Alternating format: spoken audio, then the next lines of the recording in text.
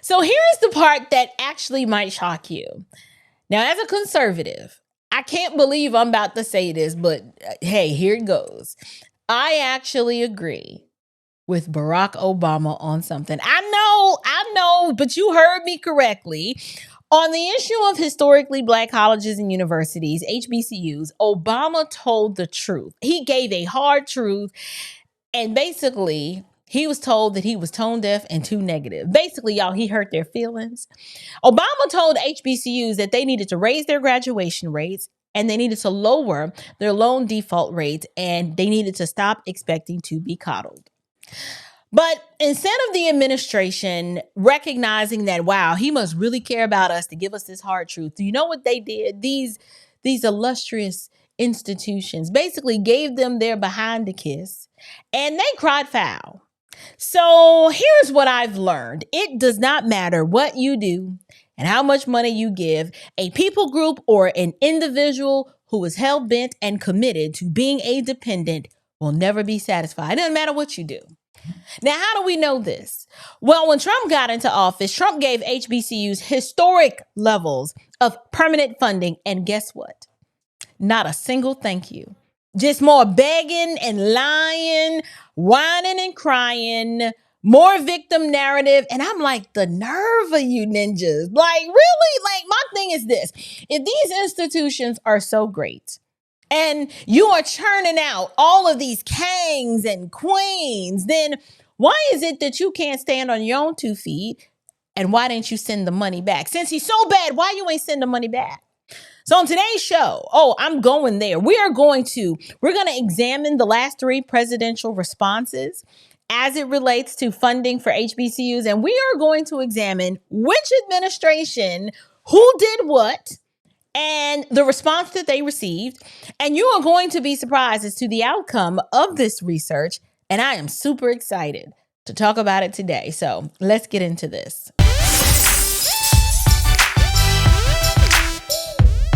Greetings and peace, you guys. Welcome back to Unshakable with April Chapman, where we discuss all things social, cultural, political, and theological from a biblical perspective. I'm your host, April Chapman, and welcome to today's show.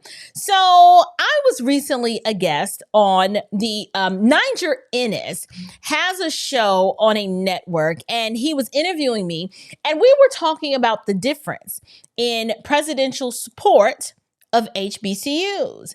And on this, or while prepping for this segment, I learned something very interesting.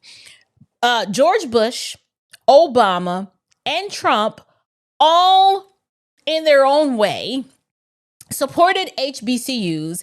And I said, well, you know what? I want to examine the difference in response to each. So let me just run it down real quick. Now, when George Bush, did his support for HBCUs, we're going to basically look at George W. Bush's report card. So Bush did not one, but Bush 2, he provided what we would say is steady, pragmatic support. He increased Title III funding. He gave some HUD grants for campus revitalization, and he put in place an executive order creating advisory boards. So basically, the areas around a lot of these HBCUs, the communities where they live, were just in a bad way. So a lot of money was put into or given to HUD to revitalize the surrounding community surrounding the HBCUs, and let's revitalize this area. Now, Bush saw, from his vantage point, he looked at HBCUs as an anchor in the community. And so he didn't throw blank checks, but he was like, well, what can we do since it's such a crucial and integral part of the community? What can we do to support the HBCU while supporting the community at the same time? So I'm like, that's really not a bad report card. No blank check, but measurable support. Now let's look at Barack Obama. Now, Barack Obama's support, it started rough, y'all. Okay, so he cut $85 million of direct annual HBCU funding. He also tightened the Parent Plus loans, which hurt enrollment. So basically, the Parent Plus loan, if you've been to college, is the loan that your parents can take out to send your little ungrateful behind to school. And he tightened the requirements. And knowing what we know, this is so stereotypical, but honestly, the article that I used to make this video admitted this. And we're going to actually review that article, but they basically admitted that, well, Black people have, poorer credit scores than their white counterparts. So when Obama tightened up the plus loan requirements, this hurt enrollment because Black parents with low credit scores couldn't qualify for the loans to send Taquayshawn to school. And so it is what it is. That's not me. This is what they said. So here's the part where I know it's going to shock you guys. I don't agree with how he cut the funding. And I understood the fiscal rationale behind why he tightened up the loan requirements on the plus loan side. But there's one area where I agreed with him, and he did something that he probably thought that he could do and get away with because he was Black and that it was going to be well received, but that's not what happened. So Obama thought that he could, demand accountability, right? So Obama called out the low graduation rates. He discussed the high loan defaults amongst the HBCUs.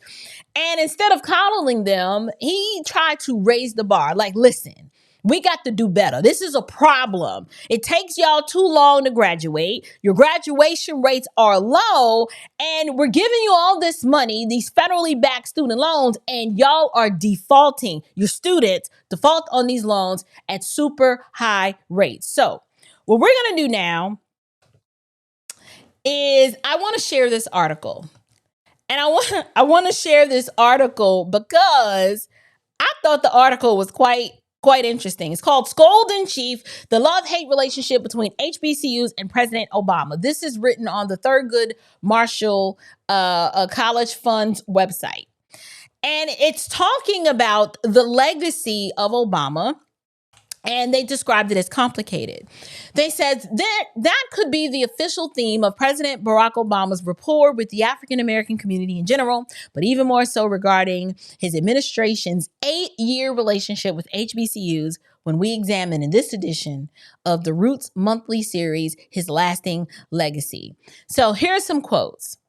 Look, I named my son Barack, and he was born when he was elected. So I'm obviously a supporter of the president. Walter Kimbrough laughed. Kimbrough, president of Dillard University in New Orleans, previously served as president of Philander Smith College in Little Rock, Arkansas. Kimbrough regularly advocates for HBCUs as the most crucial incubators of Black college graduates and sees HBCUs as centers of innovation.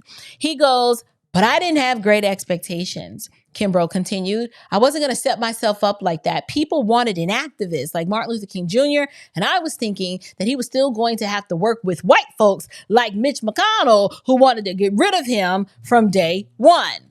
So, there were some individuals who were talking about being cautiously optimistic, and I assumed that we wouldn't be harmed. At a minimum, I thought things would remain status quo. The article continues and says that didn't happen. So here is what is the part that was interesting to me. The first Obama budget in 2009, during the height of the recession, removed a 2-year Bush administration program that annually funded $85 million directly to HBCU schools.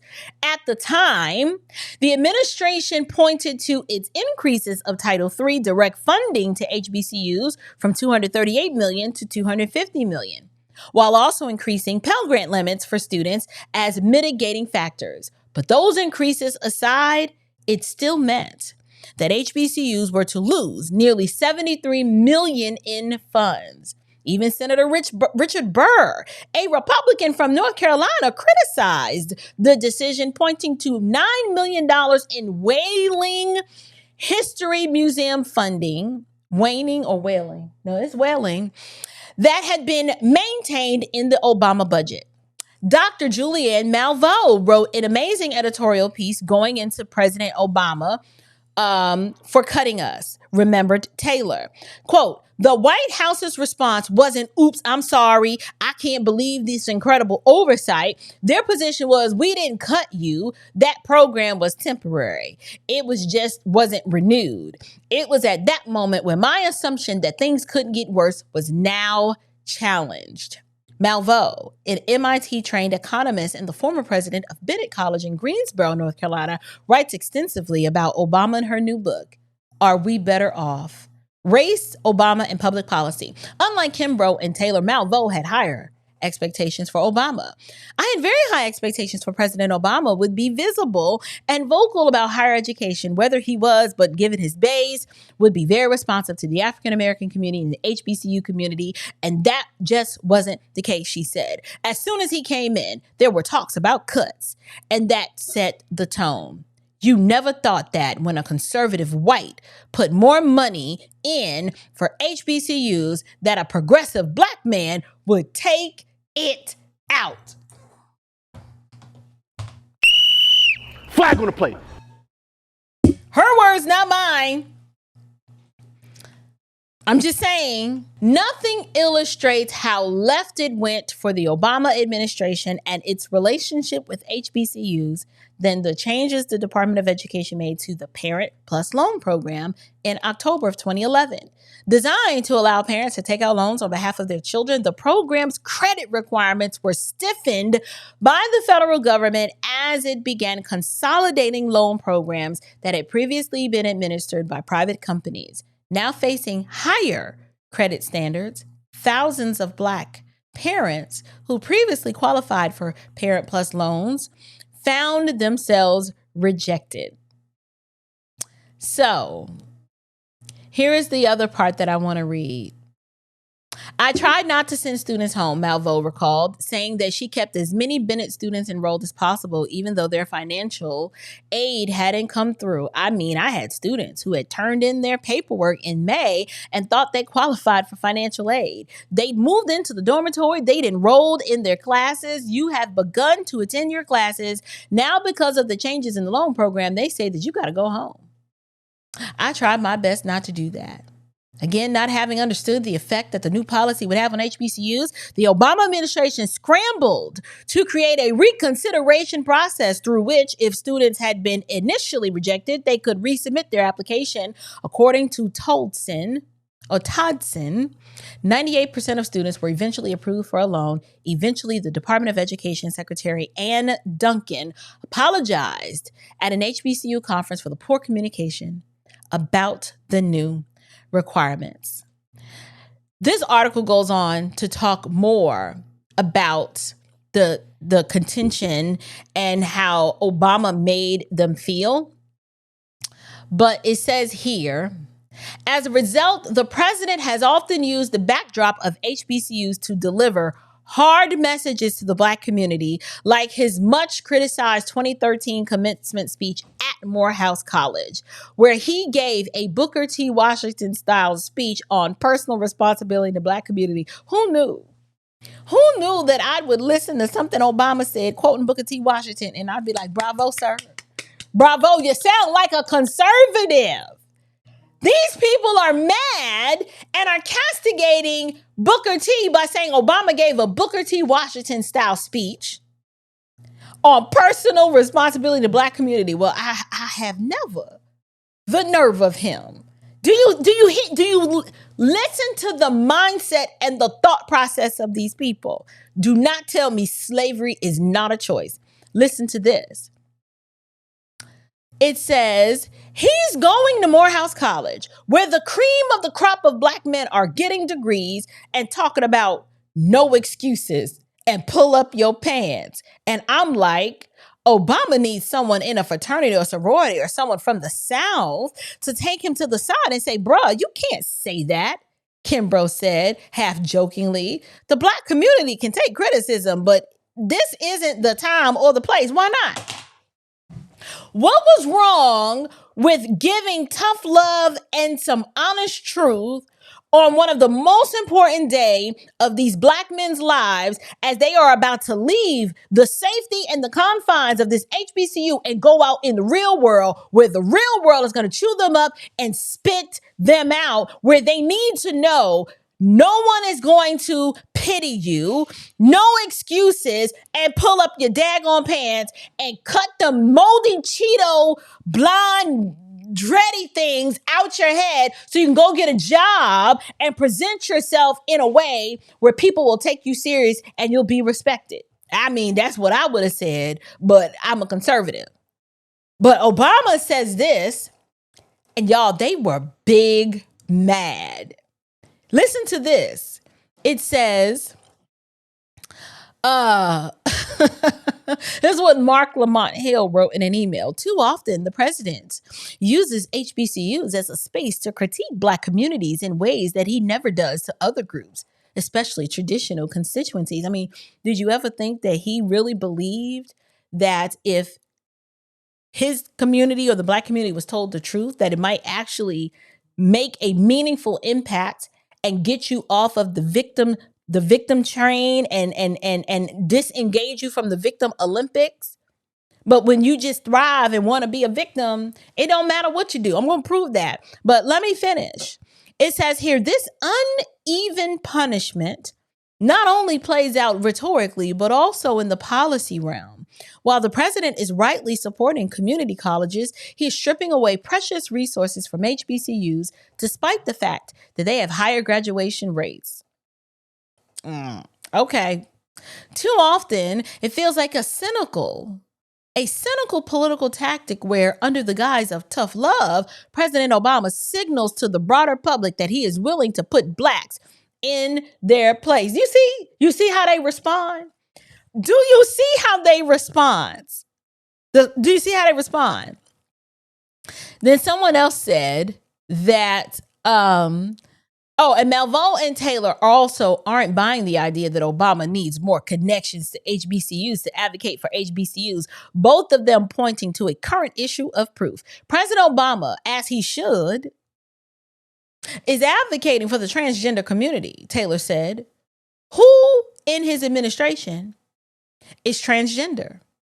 He doesn't have a natural background in transgender issues. Now, does he? Malvo asked. I wish he had just had a fraction of the emotion he had about taking money away from states who discriminate against transgender people for HBCUs. He's never threatened to take away money from anyone who threatened HBCUs. Y'all, listen. Oh, that was a treat.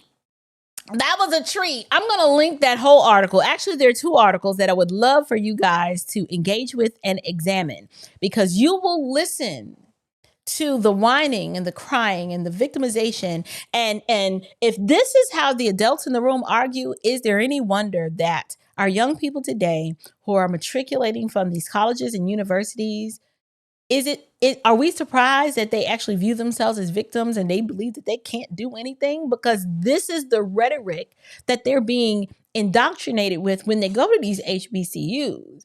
And the one president who actually gave them the cheat code and told them, listen, y'all got to get out here and compete. And also, y'all need to do better. Like, do better. He raised the standard and they got mad at him for it. So in my opinion, that was the perfect opportunity for HBCUs to say we need to build some financial literacy amongst our population. And we also need to strengthen our student pipeline. We need to kind of look at our admission standards, strengthen our pipeline, get individuals who want to academically compete and compete well. And then let's put the administration in place that's going to support them in that. But instead, these people cried foul and cried that Obama was tone deaf because the first Black president wouldn't lower the bar for them. And I just thought that was interesting. So now let's examine. I spent a lot of time on Obama. Here's the point and the picture that I'm trying to paint for you. While people are always talking about Republicans are racist, one thing you're going to notice after I lay out what Trump has done and what Bush did in comparison to what Obama did, Republicans may or may not go out of their way to do anything for you, but they're not going to purposely do something that's going to harm you. They'll just get out of your way so that you can flourish and thrive on your own. Obama actually put policies and things in place to cause harm and to hurt the Black community. That's the point that I'm trying to make. For so long, we are always expecting someone to do something for us when, hear me clearly, I don't want the GOP to do anything for me. Okay? I just want them to remove the artificial weights. Remove the artificial weights and barriers that prevent and impede me from doing what every other American desires to do, which is to have access to life, liberty, and a pursuit, not a guarantee, a pursuit of happiness. Do not put policies and roadblocks in my way. Just move the artificial weights. That's all I'm advocating for. So now let's examine Donald Trump. Donald Trump signed the Future Act, which is the act that permanently secured $255 million per year for HBCUs. Y'all, that is money that they can count on every single year. Trump also brought HBCU leaders to the White House to give them visibility, right? He sent recovery funds after hurricanes had decimated many of the campuses. He also redirected hundreds of millions of dollars toward them. And you know what he got in return?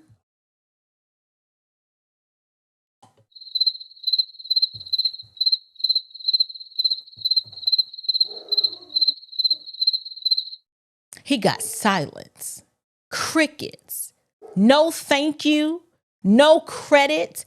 I mean, you had Black folks out here. We have Black folks out here who still have no idea just how much Trump did for HBCUs. And it made me realize and come to the conclusion, I said, ninjas are never satisfied. They are never satisfied. They're still begging, still incredibly disrespectful, ungrateful, still spending their time churning out a bunch of melanated Marxist-minded Negroes at all of these institutions, calling them centers of higher learning. They're just out here with more demands.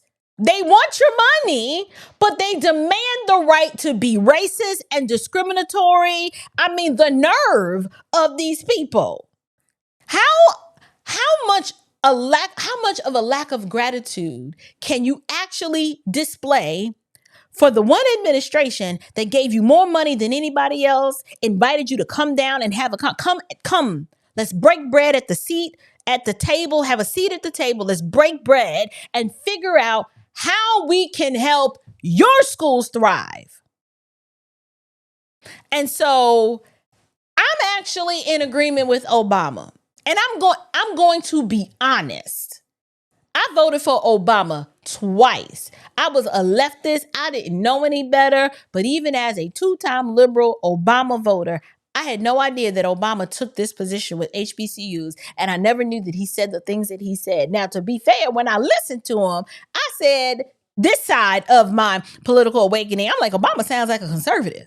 Like, he actually said what needed to be said, what they needed to hear. Obama told HBCUs what conservatives have been saying for decades: government dependency kills excellence. Stop being a dependent.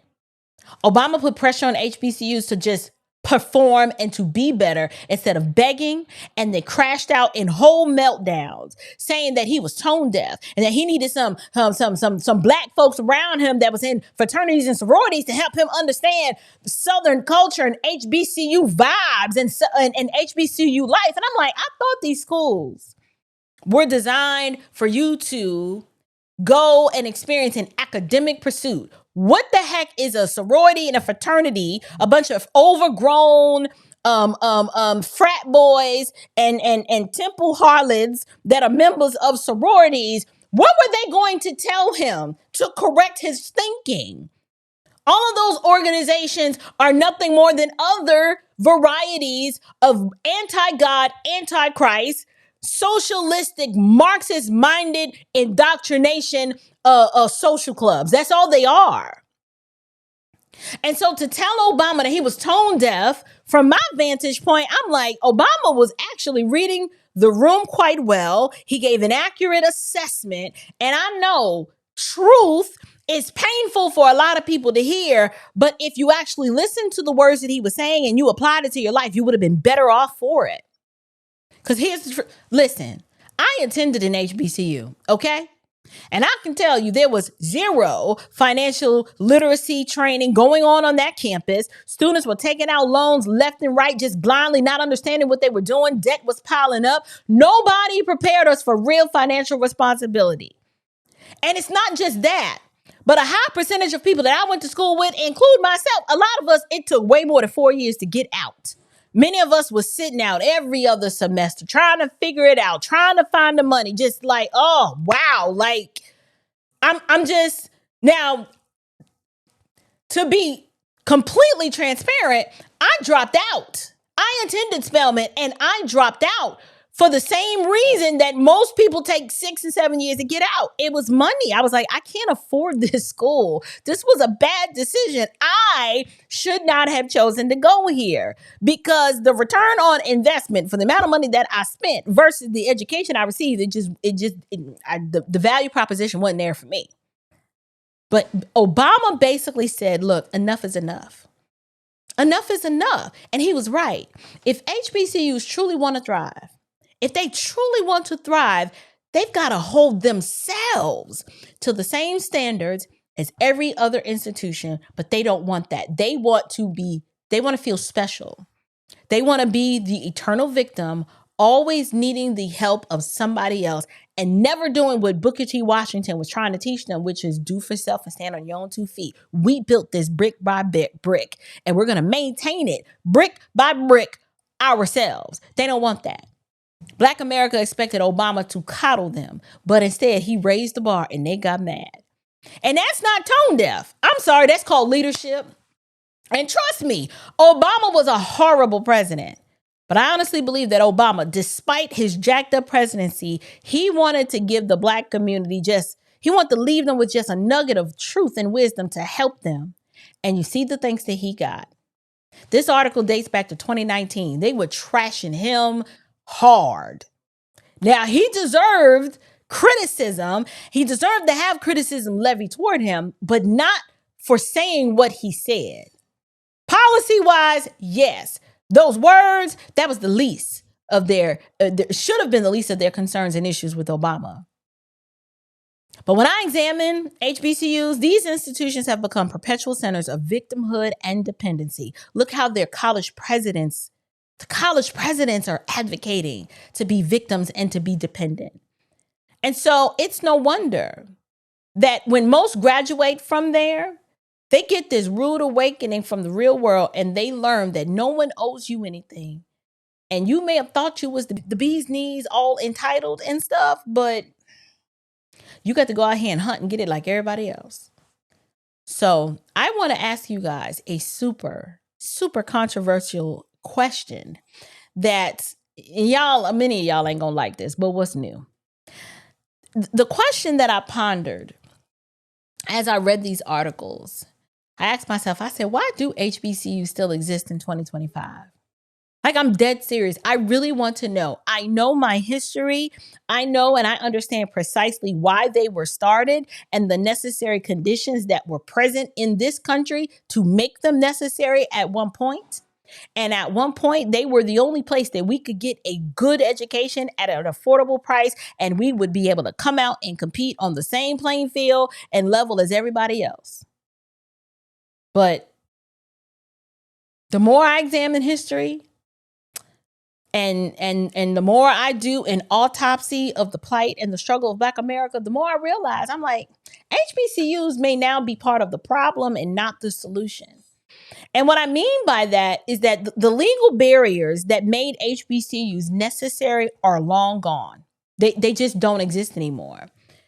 And furthermore, why cry and be real loud and just aggressive about wanting to be accepted. I mean, especially in the 1960s, that's all it was all about. Just demanding integration, demanding to sit next to white people, be educated next to white people, yet still wanting to hold on to the concept of an HBCU because it's needed. And I'm like, well, tell me what it's needed for. Tell me, what are you getting there at the HBCU that is a benefit that is helping you in real life, practically? I'm not talking about the sense of community and the camaraderie and the sorority life no, I'm not talking about that.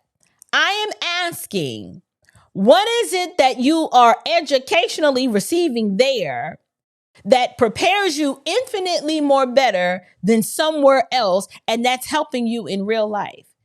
Now, hear me clearly. I don't think most colleges and universities are truly helping young adults in real life. So this is not, I'm ragging on HBCUs. I'm not sending my children to any university model or liberal minded educational center for them to come back hating me and calling me an oppressor. That's not going to happen. As it stands today, I mean, college, unless you are going in a specialized field, there are so many other things that you could be doing to earn your way in the world. And some of the most successful people I know do not hold 4-year college degrees. And so my question is, what is so special about an HBCU other than reminding you that you are a victim and that America hates you and that you can't make it, so you have to attend here to get a better education? Yet, if you allow anyone who's ever attended an HBCU and you talk to them privately and candidly, like allow them to just speak the truth, they will notoriously complain about how subpar everything is. Registration is hell. The food is nasty. The athletic facilities don't measure up. The dorms are crappy. I mean, what's so beautiful about that makes it so necessary? Because I went to an HBCU. My freshman dormitory had no central air. How do you have a dormitory in Atlanta, Georgia with no central air in 1997? Just hot. Not even a window unit. HH had no window units. I don't know what they have now. No window units. Why are the campuses still run down and dilapidated despite billions in federal money? Why are the athletic programs still subpar, even with the subsidies? My question is, where is all the money going? Where is all the money going? Like, another question, why won't they recruit white or Hispanic students? I mean, you claim that you're always being discriminated against, yet you have your own schools and institutions that you, for the most part, it's not real welcoming for anyone else of an other ethnicity to actually be there unless they hate themselves. So my question is, could it be that you won't recruit white or Hispanic students? It's because if outsiders actually saw how racially exclusionary and fiscally irresponsible and poorly run and organized the administration really is, that the truth would come out. I don't know. I'm just asking questions. HBCUs love to play the victim while mishandling millions of dollars and mishandling their own people.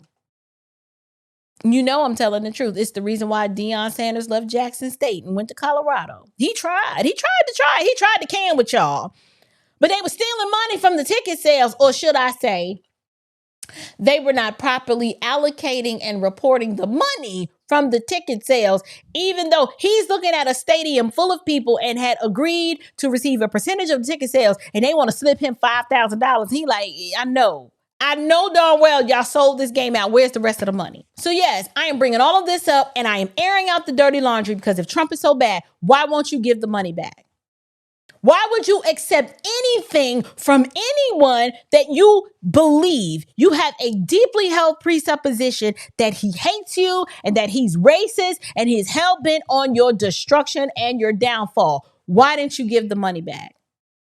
Why couldn't you At least at minimum, express gratitude to the one president who did more for you when the melanin messiah, who in all honesty, he did help you in a different way, but you gave him your behind to kiss. And then you have the audacity to beg Washington, D.C. for more money? If I was Trump, I would have become super tone deaf. I'd be like, yeah, I can't hear nothing you saying.